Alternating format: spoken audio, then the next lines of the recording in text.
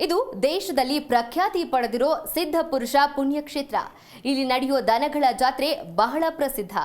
ಜಾತ್ರೆಯಲ್ಲಿ ಕಣ್ಮನ ಸೆಳೆಯುತ್ತವೆ ಅಂದ ಚಂದದ ದನಗಳ ಜೋಡಿ. ಲಕ್ಷ ಲಕ್ಷ ರೂಪಾಯಿಗೆ ನಡೆಯುತ್ತೆ ದನಗಳ ವ್ಯಾಪಾರ. ಇದು ತುಮಕೂರಿನ ಸಿದ್ಧಗಂಗಾ ಕ್ಷೇತ್ರದ ದನಗಳ ಜಾತ್ರೆಯ ಸ್ಪೆಷಲ್. ಈ ಬಗ್ಗೆ ಒಂದು ವರದಿ ಇದೆ, ನೋಡ್ಕೊಂಡು ಬನ್ನಿ. ಎಸ್, ಕಲ್ಪತರು ನಾಡಿನ ಪ್ರಸಿದ್ಧ ಪುಣ್ಯಕ್ಷೇತ್ರ ತುಮಕೂರಿನ ಸಿದ್ಧಗಂಗಾ ಮಠದಲ್ಲಿ ನಡೆಯುವ ದನಗಳ ಜಾತ್ರೆ ಬಹಳ ಫೇಮಸ್. ಕರ್ನಾಟಕ ರಾಜ್ಯದ ಮೂಲೆ ಮೂಲೆಗಳಿಂದ ರೈತರು ದನಗಳನ್ನ ಮಾರೋದಕ್ಕೆ ಮತ್ತು ಕೊಳ್ಳೋದಕ್ಕೆ ಈ ಜಾತ್ರೆಗೆ ಆಗಮಿಸ್ತಾರೆ. ಅಷ್ಟೇ ಅಲ್ಲ, ಅದೆಷ್ಟೋ ಜನರು ಕೇವಲ ಈ ದನಗಳ ಜಾತ್ರೆಯನ್ನು ನೋಡಿ ಕಣ್ತುಂಬಿ ಕೊಳ್ಳೋದಕ್ಕಾಗಿಯೇ ಜಾತ್ರೆಗೆ ಆಗಮಿಸುತ್ತಾರೆ.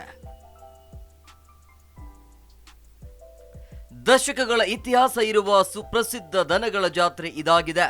ಶಿವರಾತ್ರಿ ಹಬ್ಬಕ್ಕೆ 10 ರಿಂದ 15 ದಿನಗಳ ಮುಂಚೆ ಈ ಜಾತ್ರೆ ಆರಂಭವಾಗಲಿದ್ದು ರಾಜ್ಯದ ವಿವಿಧ ಜಿಲ್ಲೆಗಳಿಂದ ಜನರು ಆಗಮಿಸುತ್ತಾರೆ. ನೋಡುಗರ ಕಣ್ಣಿಗೆ ಕಾಣುವಷ್ಟು ದೂರ ದನಗಳ ಜಾತ್ರೆಯೇ ಕಾಣುತ್ತದೆ.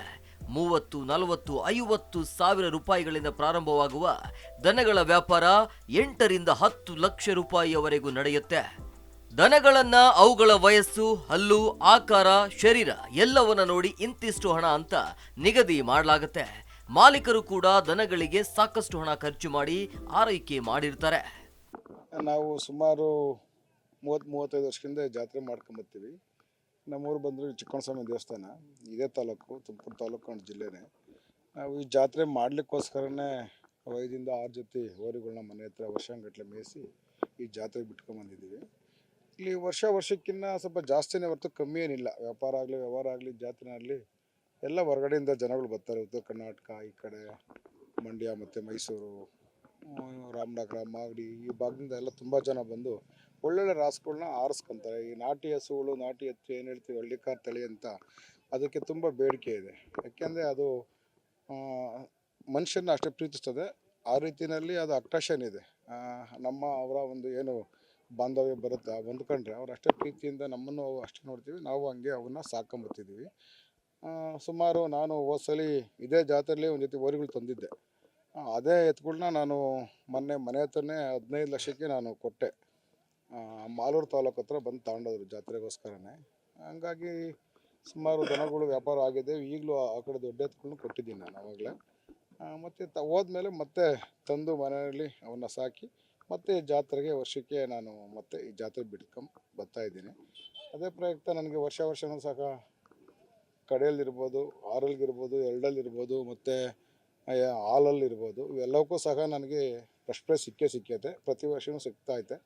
ಅದೇ ಥರದಲ್ಲಿ ನಾವು ಭಾಳ ಆಸಕ್ತಿಯಿಂದ ದನಗಳನ್ನ ಮೇಯಿಸ್ಕೊಂಬಂದಿದ್ದೀವಿ. ಹಾಗಾಗಿ ಡಾಕ್ಟ್ರು ಸೆಲೆಕ್ಷನ್ ಮಾಡೋದ ರೀತಿಯಲ್ಲಿ ಉತ್ತಮವಾದ ರಾಸು ಅಂತ ಹೇಳ್ಬಿಟ್ಟು ಅವರು ನಮಗೆಲ್ಲ ಕಮಿಟಿನಲ್ಲಿ ಏನು ಪಾಸ್ ಮಾಡಿದ್ದಾರೆ. ಪ್ರತಿ ವರ್ಷವೂ ಸಹ ನಾನು ಫಸ್ಟ್ ಪ್ರೈಸ್ ತಗೊಂಡೇ ಇದ್ದೇನೆ ಜಾತ್ರೆಯಲ್ಲಿ. ಇನ್ನು ಪ್ರತಿ ವರ್ಷದಂತೆ ಈ ಬಾರಿಯೂ ದನಗಳ ಜಾತ್ರೆ ಭರ್ಜರಿಯಾಗಿ ನಡೆಯುತ್ತಿದೆ. ಮಠದ ಸುತ್ತಮುತ್ತಲಿನ ಗ್ರೌಂಡ್ ಅಲ್ಲಿ ಜಾತ್ರೆ ನಡೆಯುತ್ತಿದ್ದು ನೋಡುಗರ ಕಣ್ಮನ ಸೆಳೆಯುತ್ತಿದೆ. ರಾಜ್ಯದ ಬೇರೆ ಬೇರೆ ಜಿಲ್ಲೆಗಳಿಂದ ಆಗಮಿಸುವ ರೈತರು ತಾವು ತಂದಿರುವ ದನಗಳನ್ನ ಲಾಭಕ್ಕೆ ಮಾರಿ ಅದೇ ಹಣದಲ್ಲಿ ಮತ್ತೊಂದು ಜೋಡಿಯನ್ನ ಕೊಂಡುಕೊಂಡು ಹೋಗ್ತಾರೆ. ಮತ್ತೆ ಅದನ್ನ 1 ವರ್ಷ ಸಾಕಿ ವ್ಯವಸಾಯಕ್ಕೆ ಬಳಸಿಕೊಂಡು ಮುಂದಿನ ಜಾತ್ರೆಯಲ್ಲಿ ಮಾರಾಟ ಮಾಡುವುದು ವಾಡಿಕೆ. ಇನ್ನು ಈ ಬಾರಿಯೂ ಹಳ್ಳಿಕಾರ್ ಹಾಗೂ ಅಮೃತ ಮಹಲ್ ತಳಿಯ ಜೋಡಿಗಳು ಜಾತ್ರೆಯಲ್ಲಿ ಹೆಚ್ಚಿನ ಆಕರ್ಷಣೆ. ಅಲ್ಲದೆ ಅವುಗಳ ಸಿಂಗಾರ ಹಾಗೂ ಅವುಗಳ ದುಬಾರಿ ವೆಚ್ಚ ನಿಜಕ್ಕೂ ಅಚ್ಚರಿ. ಬಂಗಾರದ ಬೆಲೆಗಿಂತಲೂ ಇವುಗಳ ಬೆಲೆ ಜಾಸ್ತಿ. ನಿಜಕ್ಕೂ ಹಳ್ಳಿ ಸೊಗಡಿನ ಈ ಸೊಬಗು ರೋಚಕ.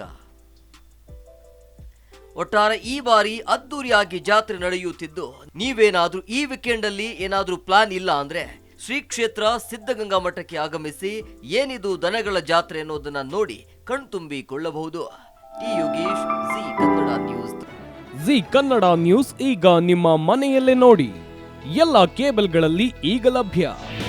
ನಿಮ್ಮ ನೆಚ್ಚಿನ ಜಿ ಕನ್ನಡ ನ್ಯೂಸ್ ಈಗ ಸನ್ ಡೈರೆಕ್ಟ್ ನಲ್ಲಿ number 292, Tata play number 1664, Jio TV number 1334, NXT digital number 30, in cable number 30, city networks 51, U digital number 162, GTPL number 17, Rockline telecommunications number 42, Shri Basaveshwara cable number 168, rural cable network 60, Vinayaka digital 57, Abhishek cable 821, city channel 53, Siddeshwara cable network 57, V4 digital Infotech 628, Surya digital networks 53, Gajanan digital number 836, Malnad infotech private limited number